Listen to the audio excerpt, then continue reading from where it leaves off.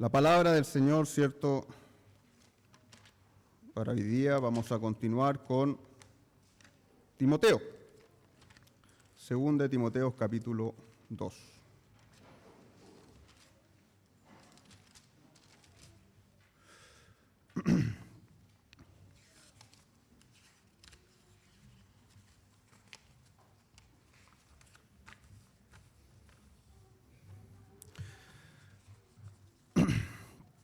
Segunda Timoteo, capítulo 2, versículo del 3 al 5. Le damos lectura a la palabra del Señor. Dice así: Tú pues sufre penalidades como buen soldado de Jesucristo. Ninguno que milita se enreda en los negocios de la vida, a fin de agradar a aquel que lo tomó por soldado. Y también el que lucha como atleta no es coronado, sino lucha legítimamente. El labrador, para participar de los frutos, debe trabajar primero. Considera lo que digo, y el Señor te dé entendimiento en todo. Oremos. Dios eterno de los cielos, cuánta gracias, Señor, por tu palabra leída en esta hora. Señor, te rogamos tu compañía, te rogamos que tu Santo Espíritu nos asista. Señor, bendice a la iglesia. Tú conoces las necesidades de cada uno de nosotros. Tú conoces cuánto necesitamos de tu palabra. Señor, y decimos lo mismo que decían los antiguos, nuestros hermanos: sin tu palabra, Señor, nosotros morimos. Sin tu palabra, Señor, no hay vida para nosotros. Señor, ella dice tu voluntad, ella guía nuestros caminos, ella es la que nos lleva, Señor, a la patria celestial. Señor, gracias. Te pedimos, Señor, tu dirección. Te pedimos, Señor, que tú ahora nos sigas acompañando en esta mañana y que sea de provecho para nuestras almas. Te lo rogamos en el nombre de Jesús. Amén.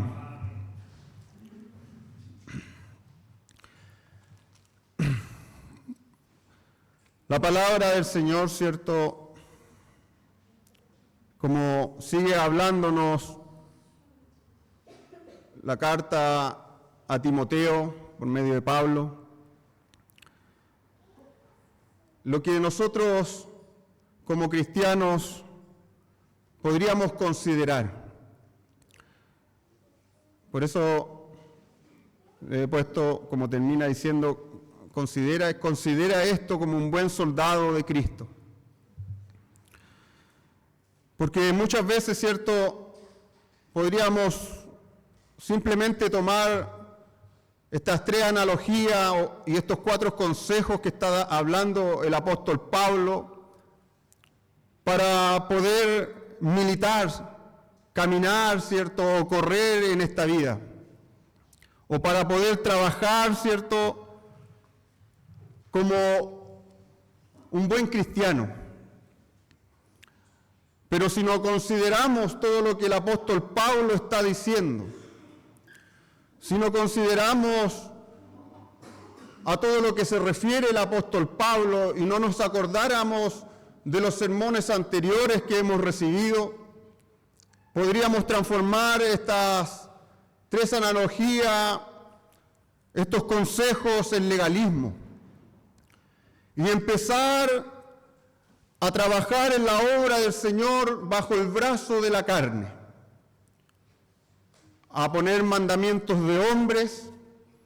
Inclusive el que corriera mejor la carrera sería mejor mirado que el que corre más mal, o el que a lo mejor hizo alguna trampa, ¿cierto?, no corrió legítimamente, o sería más considerado aquellos que tienen más fe que los que tienen menos fe. Por eso la palabra de Dios dice que el que tiene fe téngala para sí mismo. Porque las circunstancias de cada uno de nosotros son diferentes. Los temores que llevamos son totalmente diferentes, pero esta palabra es aplicada igualmente para todos nosotros. Ciertamente, el apóstol le está hablando a Timoteo y haciéndolo considerar cuestiones que son para ancianos, para pastores de la iglesia, para ministros. Pero aunque sean para ministros, nosotros podríamos decir, no me corresponde esforzarme. Porque le está hablando a un ministro de Dios. Ellos tienen que ser solamente ejemplo. Hay requisitos para los obispos, para los diáconos, pero esos requisitos también son para todos nosotros. Los mandamientos, porque la palabra del Señor, su fin es prepararnos para la gloria eterna. Es llevarnos en una santificación, en un crecimiento espiritual. Y si no estamos considerando lo que la palabra de Dios nos dice, empezaremos a no tener valor. Empezaremos a hacer trampa. Y quizás muchos de nosotros nos quedaríamos en el camino y no trabajaríamos como el Señor nos manda que trabajemos. Por eso el apóstol le dice a Timoteo que considere todo esto. Hemos visto, ¿cierto?, por medio, lo más importante, que se nos muestra la gracia de Dios. Yo he escuchado, no sé si usted ha escuchado, pero yo una vez escuché mucho énfasis que le dan a la gracia de Dios. Estos bíblicos, ¿cierto?, le dan mucho énfasis a la gracia de Dios. Y no es que le demos énfasis a la gracia de Dios y la exaltemos porque queramos. Es porque la palabra de Dios exalta constantemente la gracia de Dios. Es ella, ¿cierto?, la que la pone en un lugar donde debemos mirarla, observarla. Porque Dios nos dio la gracia de Dios para esto. El objeto de la gracia de Dios, Cristo. La obra de Dios que es completamente en gracia. No podríamos caminar sin la gracia de Dios. Por eso nos acordamos lo que se nos decía inclusive en el sermón de la semana pasada, ¿cierto? Que decía que la gracia no es inmerecida. Porque inmerecida, ¿cierto?, significaba una negación, una privación. Nosotros en el lenguaje castellano lo quise buscar, ¿cierto?, por si alguien, y lo busqué un poquito más profundo porque a mí no me había quedado tan grabado. Y eso significa que estamos escudriñando la palabra de Dios. Cuando uno dice acción, ¿cierto?, que hay una acción. Y para decir que es neutro, inacción. Es neutro. O sea, no hay acción. Por eso, cuando quiere comunicar algo, usted dice incomunicar y agrega adelante, ¿cierto?, este prefijo, in. Entonces no comunica, es neutro. Por eso se nos hablaba que nosotros no era que era una gracia inmerecida, sino que era anti-inmerecida. ¿Quién está en contra de nuestro Señor Jesucristo? Se le llama anticristo. Era una gracia que no deberíamos haber recibido porque éramos enemigos de Dios. No estábamos neutros, por eso el apóstol nos hace mirar, ¿cierto?, todo esto. Ya el apóstol nos dio, ¿cierto?, todo lo que podríamos hacer, nos aconsejó, nos exhortó y ahora lo que debemos hacer.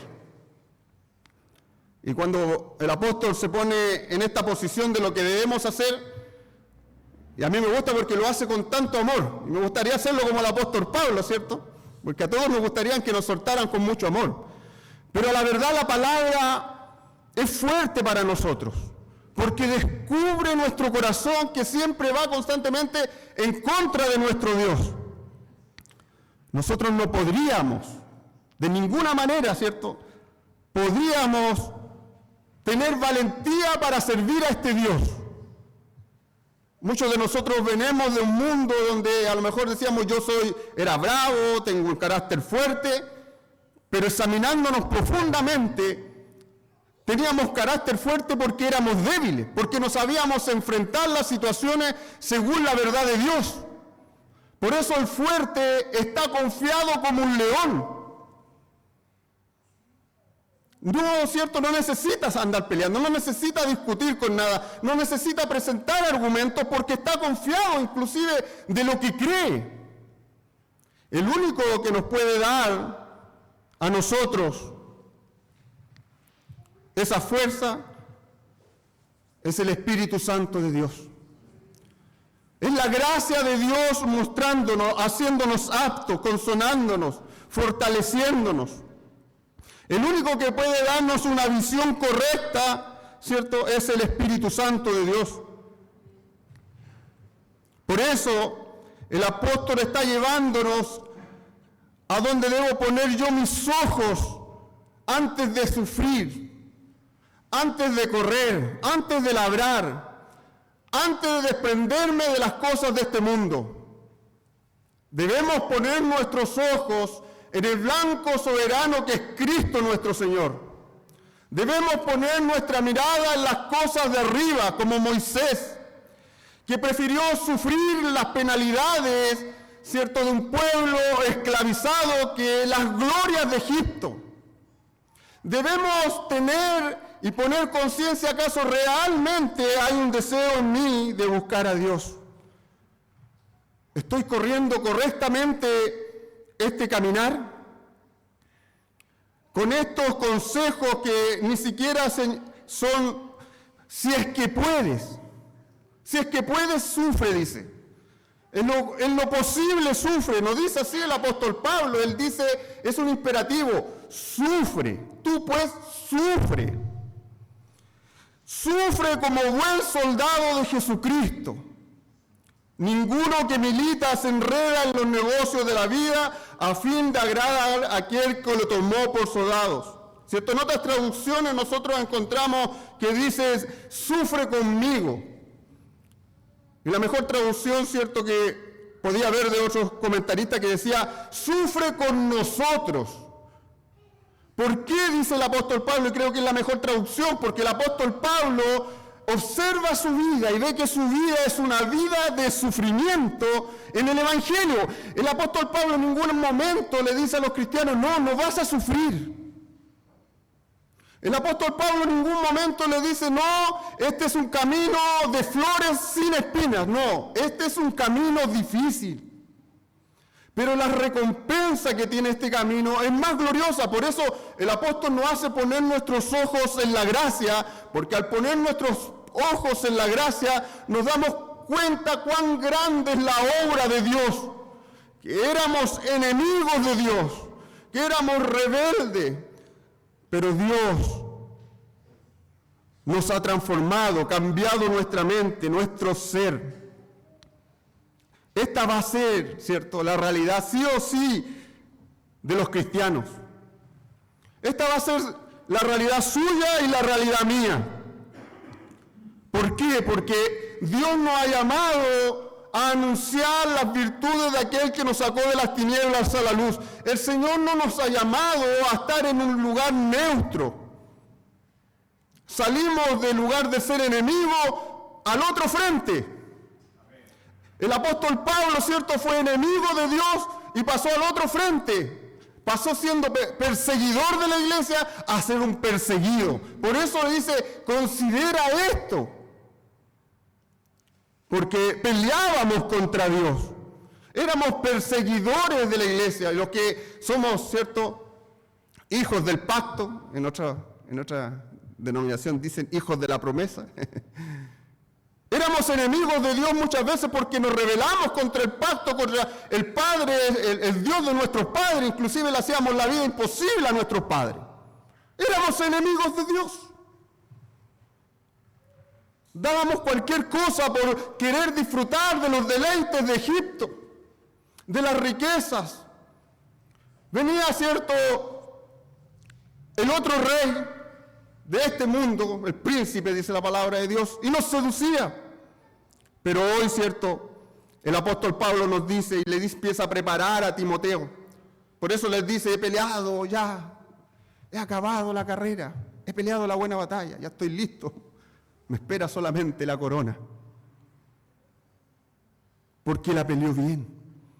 No vaya a ser que llegue el día en que digamos, Dios me dio y me dijo lo que iba a pasar en mi vida y llegue el final de nuestras vidas donde tendremos que tener una conversión nuevamente. Y sucederá así porque caemos, pero qué hermoso sería tener estas palabras al fin de nuestras vidas. Una muerte preciosa como un verdadero hombre que estuvo dispuesto a sufrir el sufrimiento por causa de Cristo. Como el apóstol Pablo, ¿cierto? Por eso le dice esto el apóstol Pablo, lo ve en su vida y también lo ve en Cristo.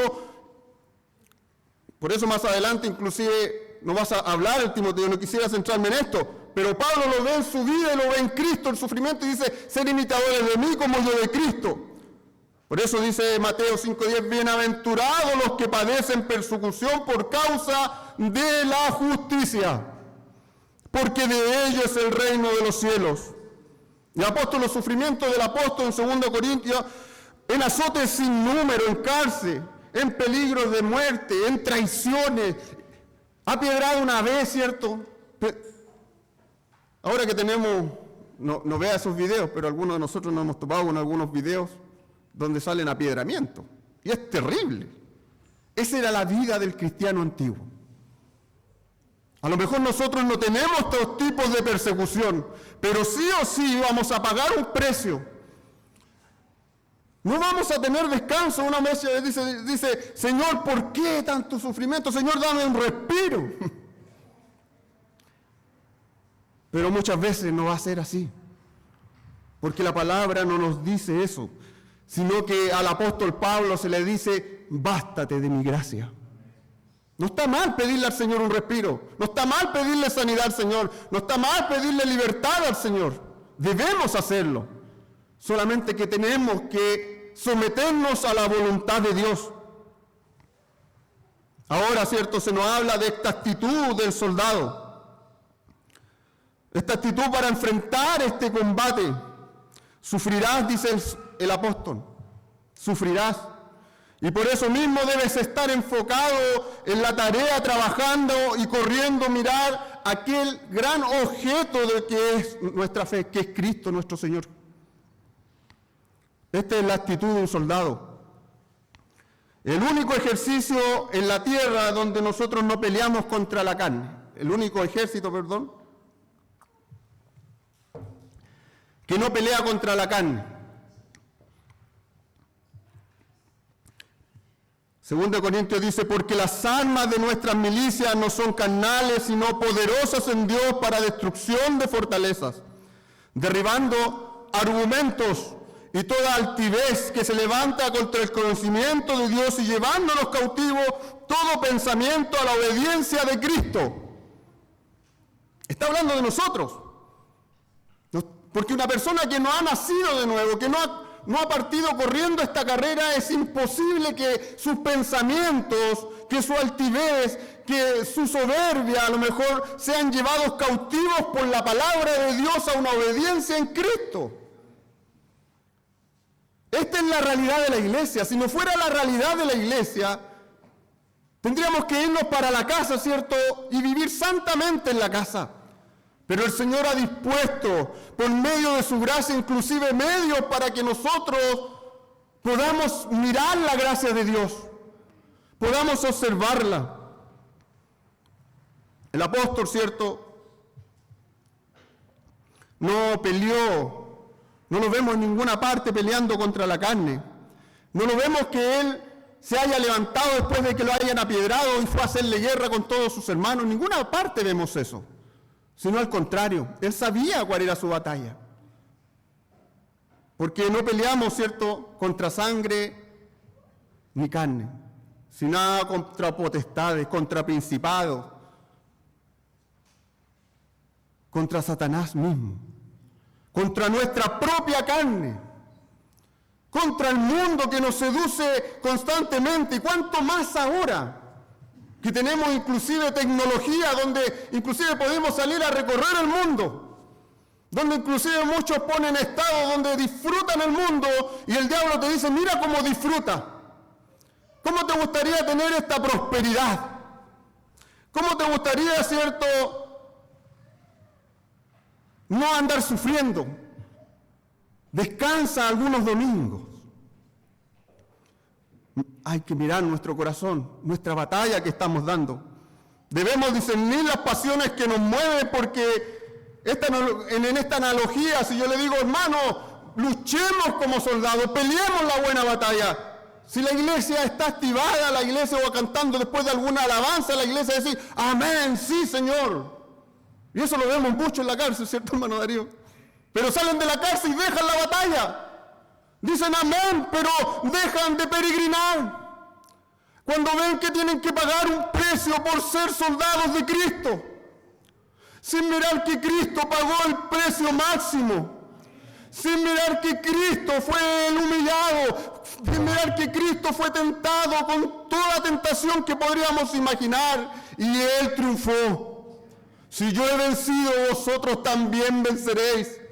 Pero miradme en la cruz, mirad la gracia de Dios, mirad lo que no merecías, sino que lo realmente merecía era ira. Por eso, muchos de los que siguieron a Moisés desde Egipto empezaron a pasar hambre y entró murmuración. Ya no estaban alegres de que Dios los había libertado. Llegó el hambre, llegó la sed, ¿cierto? Empezaron las discusiones. Pero aquí el apóstol, interpretando el Antiguo Testamento, interpretando su vida, interpretando la luz del Evangelio, la iglesia que ha sido perseguida constantemente, que tenemos un enemigo, por eso muchas veces no tenemos esta realidad espiritual. Queremos que el Señor nos saque pronto el aguijón para, Señor, si tú me libertas de esto, si me das prosperidad. Inclusive cuántos de nosotros, como dice el pastor, no me dejes solo, hemos pedido, Señor, si me das dinero te voy a servir bien, voy a darle a la obra del Señor. Pero el apóstol ve el caminar de los cristianos, no es así, porque nos espera una patria eterna. Estaremos con Cristo eternamente.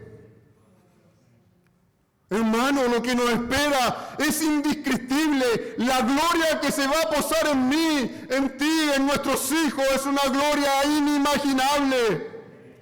Es una gloria que la palabra de Dios nos dice por destellos, porque es infinita, porque Dios en su riqueza es infinito.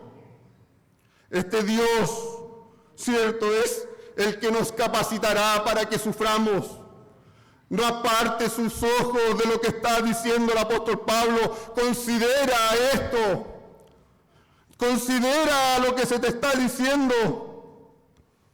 Vemos a Orfa, ¿cierto? La nuera de Noemí se devolvió. Mas Ruth siguió con Noemí. Entonces, hermanos, nosotros podemos ver que algunos, al ver que hay un sufrimiento adelante, que hay que pagar un precio, que hay que caminar como el Señor nos ha dicho, retroceden. Ya el amén ya no es tan fuerte. Ya el gozo se acabó. Si vemos llegar mucha gente a la iglesia, ¿cierto? Cuando está llenita estamos gozosos. Pero cuando el Señor detiene su mano, se nos acaba el gozo. Porque muchas veces estamos pendientes y puestos nuestras vistas en lo que el Señor nos podría dar en esta tierra. Y le hacemos caso al engañador.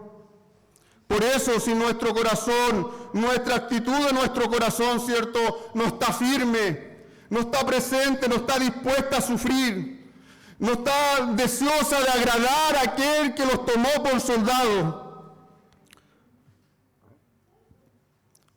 traicionaremos a nuestro Dios. Ya no le seguiremos. Por eso es un asunto del corazón y no de un conocimiento. Es un asunto de que realmente si conoces el Evangelio profundamente, no por encima, si realmente has dicho, yo tengo una obra de Dios y mi mirada, mi deseo es llegar donde está mi Rey. Porque muchos quieren llegar al cielo, pero que Dios no esté en el cielo.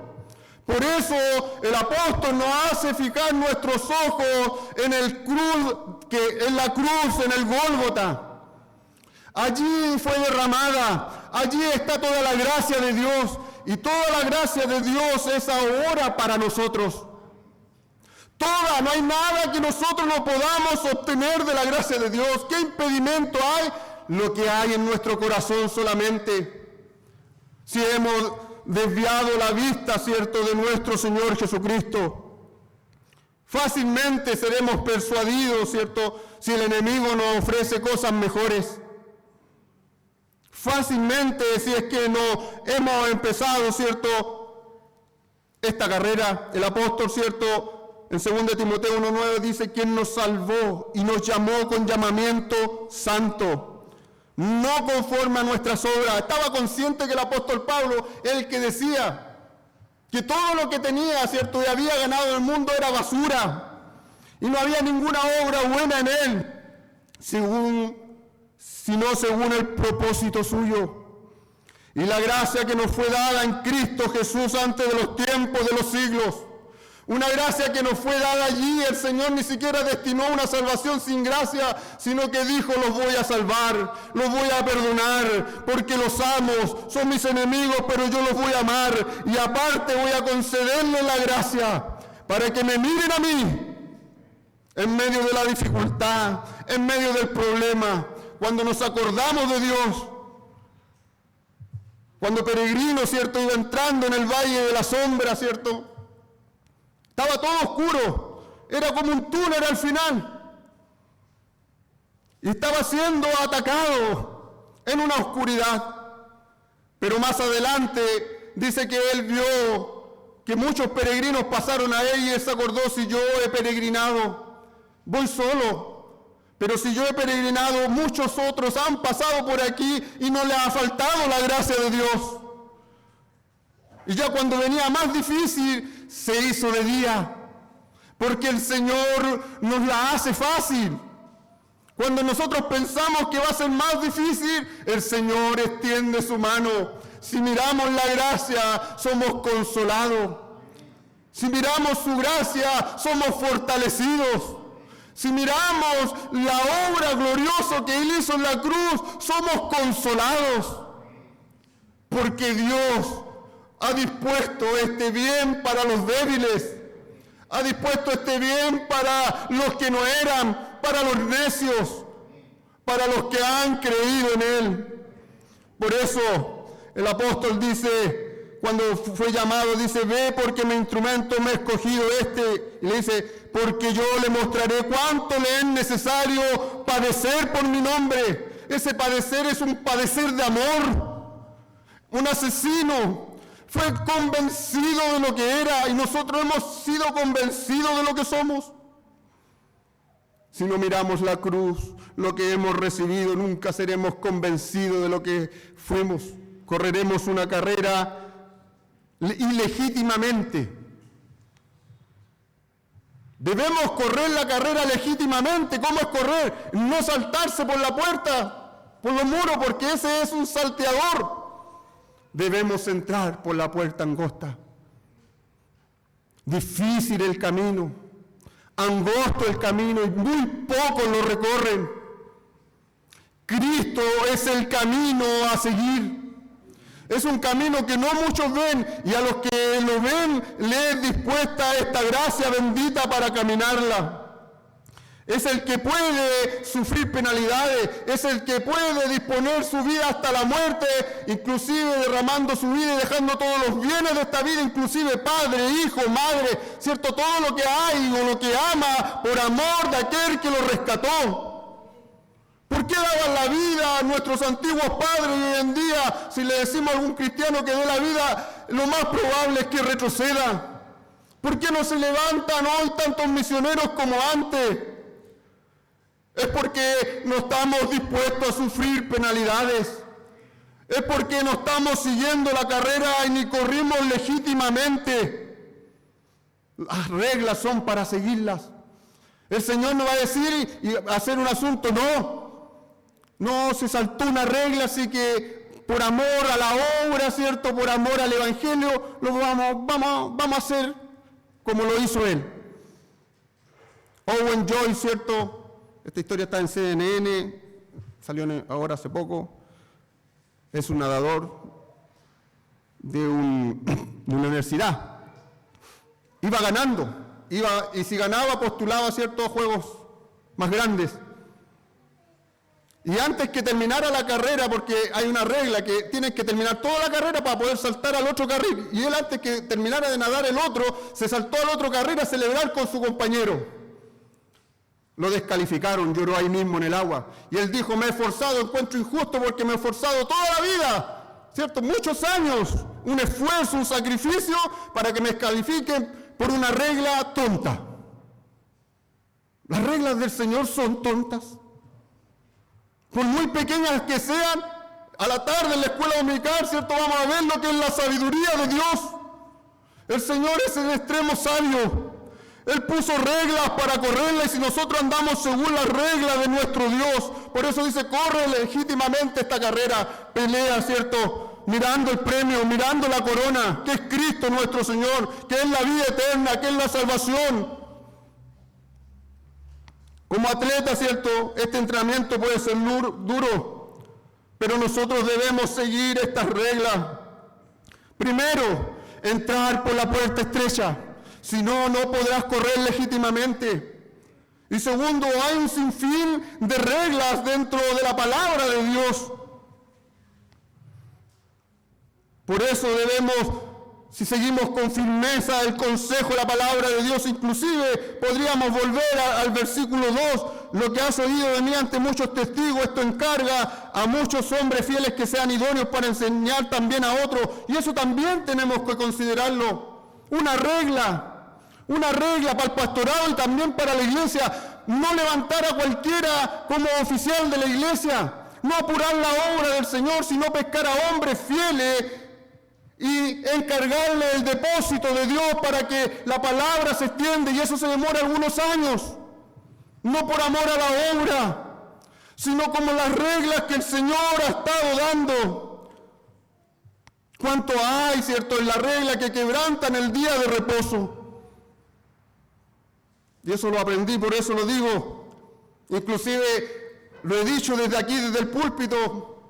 Discúlpeme que hable una experiencia dentro de la palabra, pero me pasó aquí y dije, no voy a quebrantar más el día de reposo. Aprendí que el día de reposo es un día especial donde el Señor manda bendición a mi vida porque el Señor lo santificó. No santificó 6 días, santificó el día de reposo. Inclusive el Señor es tan condescendiente con nosotros que 6 días no santificó, solamente uno. Uno se guardó para sí mismo y todos los otros 6 dijo, trabaja para tu familia, para tus hijos, pero el último día no lo santificó y muchas veces nos quedamos porque es más importante el trabajo. Y un día estaba aquí, me perdona el pastor, le dije, no, tengo mucho trabajo, pastor, pero voy a la iglesia y todo y en la tarde me voy para el sur.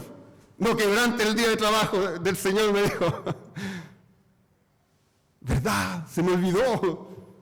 Lo tenía tan considerado. Porque me iba a saltar la regla del Señor si el Señor es celoso con sus reglas, hermanos. Y así pedimos muchas veces bendición para nuestras vidas. Por cualquier cosa nos quedamos en la casa. Cualquier cosa no es más importante que el Señor. Porque si llega el día lunes estamos trabajando porque si no el jefe nos reta. Y estamos delante del Señor y el Señor es un rey que nos ha salvado, que derramó su vida hasta la muerte, que humilló, ¿cierto? Su humillación fue la más grande. Hemos aprendido aquí que inclusive ese trapo de esponja con vinagre no era un trapo para quitar sus dolores, era el trapo que usaban en los baños públicos de los romanos. Hermano, nuestro Señor se humilló hasta la muerte, como Él no quiere bendecirnos y como quiere bendecirnos, que nosotros estemos reunidos como ovejas recibiendo de su bendición. No te saltes las reglas que el Señor ha puesto en su iglesia. Los jóvenes, por algo dice la palabra del Señor, no tomarás un yugo desigual. ¿Por qué? Porque son sabios sus mandamientos. Pelea la buena batalla, ¿cierto? No te saltes la regla, corre como el Señor te ha dicho. Las ancianas tienen que enseñar a las más jóvenes, pero hoy, cierto, en el mundo bíblico, yo lo he vivido, lo he escuchado, inclusive en otras partes, no, para no nombrar la iglesia, pero en el mundo bíblico se da mucho esto, no escuchan a sus ancianas. Si usted supiera lo que han sufrido nuestras hermanas, que a lo mejor no tienen un gran conocimiento teológico, pero han vivido, han criado, han sufrido enfermedad con sus hijos, han estado en hospitales, han tenido problemas con su esposo, y aún así la gracia del Señor las ha conducido, pero prefieren escuchar un libro. Prefieren muchas veces leer un libro. Es la regla del Señor. La regla del Señor está en la iglesia. Es para que caminemos en la iglesia. O se piden consejo entre ellos. O no respetamos a los ancianos, al pastor. Sí, el pastor es uno más de nosotros, pero dice la palabra del Señor en hebreo, ¿cierto?, que tenemos que tenerlo por mucha estima al pastor, porque es lo que nos ha dado el Señor. Es un bien del Señor para nuestras vidas. Los que hemos sufrido hambre de la palabra de Dios sabemos lo que decimos. Muchas veces queremos poner al pastor a ser de diácono, que nos visita a todos, y cuando estudia y cuando ora. Por eso el Señor tiene un orden, tiene una regla, tiene ministro, y eso es la gracia de Dios para nuestras vidas. Es para que nosotros corramos legítimamente la carrera. No podemos saltarnos la regla. El Señor no nos va a bendecir más, ¿cierto?, si el pastor anduviera por cada casa visitándonos. ¿Cuánto hemos sufrido por falta de palabra? De experiencia en experiencia, otra experiencia, y hemos salido igual. Hemos salido a lo mejor de algunas de iglesia y le preguntan: pastor, no he crecido en nada. Esa es la realidad de la iglesia cristiana. Por eso el Señor nos manda que consideremos esto para ser buenos soldados de nuestro Señor Jesucristo. Por eso va todo junto, inclusive el ladrar, que es otra regla sana. Dice que el labrador, para participar de los frutos, debe trabajar primero.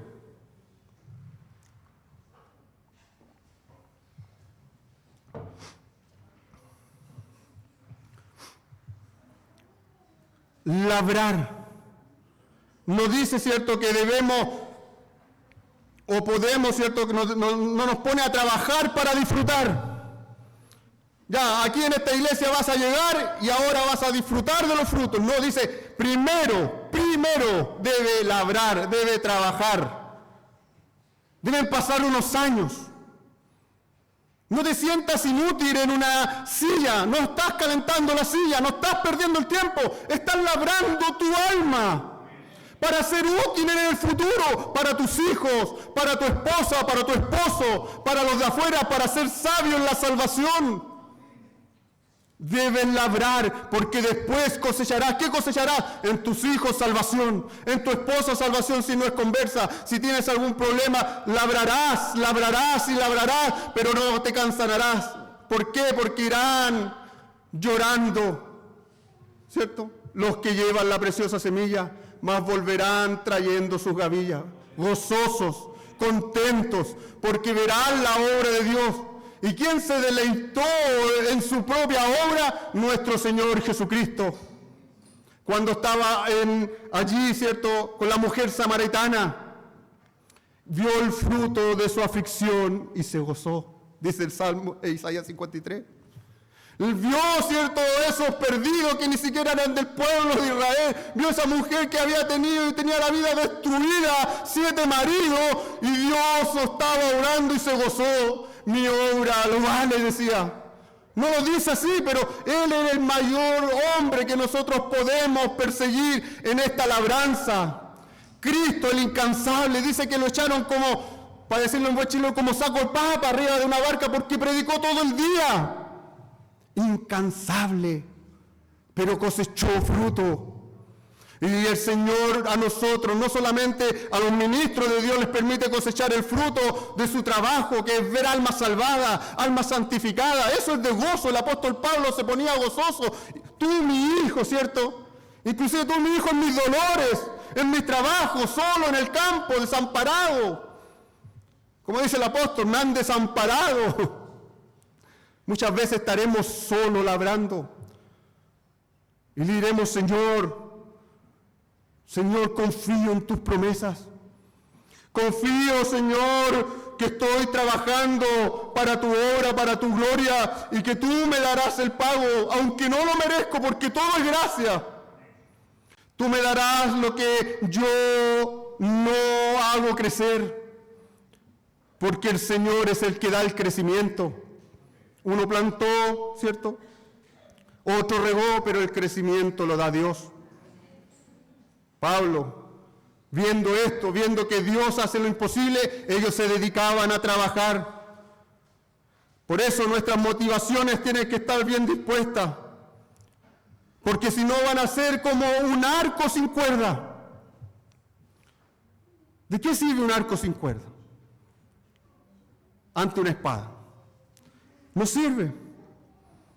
Por eso me gusta el Salmo 127:3 que dice: he aquí, herencia de Jehová son los hijos, y cosa estimada el fruto de tu vientre. Como saetas en manos del valiente, así son los hijos ávidos en la juventud.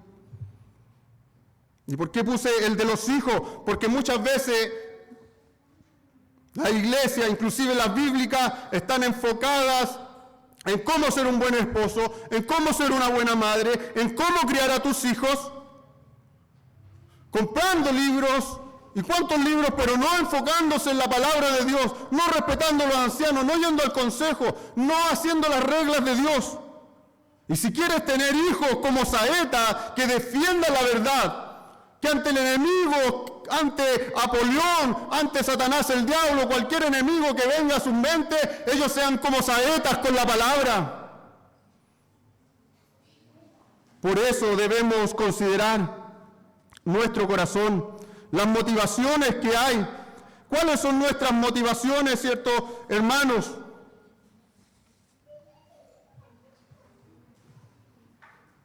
¿Cuáles son las motivaciones para labrar? Nosotros que a lo mejor no disponemos de un templo físico, ¿cuáles son tus motivaciones? ¿Que algún día tengamos un templo? ¿O que el Señor te bendiga con riquezas, un auto, una casa, un buen pastor, bien educado, que sobresalga en YouTube, o que tenga cierto y se parezca a los predicadores que merecen el respeto porque Dios los ha levantado, pero que tengan a lo mejor alguna fama para decir yo voy a la iglesia de tal pastor? ¿Queremos validarnos ante otra iglesia o nuestra motivación simplemente sea de honrar a aquel que nos sacó de las tinieblas a la luz, de aquel que nos provee de su gracia para alcanzar vida eterna, para llegar al fin de la meta? Las motivaciones tienen que nosotros mirarlas cuáles son, por cuáles motivaciones andaremos. Por eso debemos mirar siempre lo que el apóstol Pablo, debemos considerar toda la palabra de Dios. Constantemente debemos estar observando Timoteo. Si hay, y el Señor nos ha dado de estudiar Timoteo, si nos preguntaran, hermano, ¿qué ha escuchado usted de Timoteo? Muchos de nosotros nos olvidaríamos. Y a lo mejor fue un gozo momentáneo de un día domingo, y en la semana nos hemos engañado, en la semana volvemos a hacer los mismos fracasos. ¿Por qué? Porque volvemos a sacar los ojos de Cristo. Las mismas luchas, los mismos pecados vienen sobre nosotros. ¿Por qué? Porque no hemos considerado lo que nos dice el apóstol Pablo. El Señor te dé entendimiento en todo, hermano. El Espíritu Santo tome tu corazón y te dé entendimiento en la palabra de Dios. El gozo no es la respuesta. Sí, el gozo es hermoso, pero el gozo no es la respuesta. La palabra de Dios es la que obra en nuestros corazones. La palabra de Dios es la que dice, estás equivocado. La palabra de Dios es la que te dice, estás en rebeldía. La palabra de Dios es la que te dice, no sos tan espiritual como crees. Ellas son las reglas a seguir. Ellas son nuestra motivación. Así que el Señor nos bendiga. El Señor bendiga a la iglesia. El Señor ponga una visión más grande de la cruz en nosotros. El Señor nos guía a toda verdad y a toda justicia. El Señor limpia el camino del joven con guardar su palabra. El Señor ponga en nosotros esta luz, lámpara a mis pies tu palabra y lumbrera tu camino. A mi camino, el Señor sea glorificado en nuestras vidas por medio de su gracia y para la gloria de su nombre. Amén. Dios nos bendiga.